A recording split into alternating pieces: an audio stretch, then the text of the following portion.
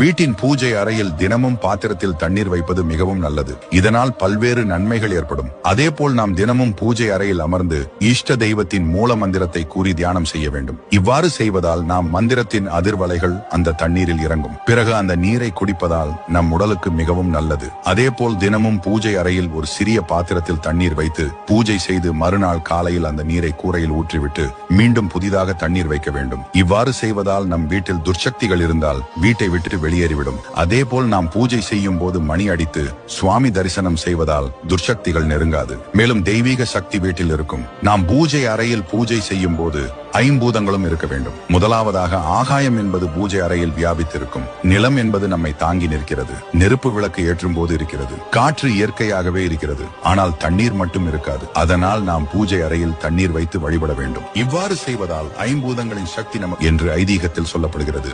வீட்டின் பூஜை அறையில் தினமும் பாத்திரத்தில்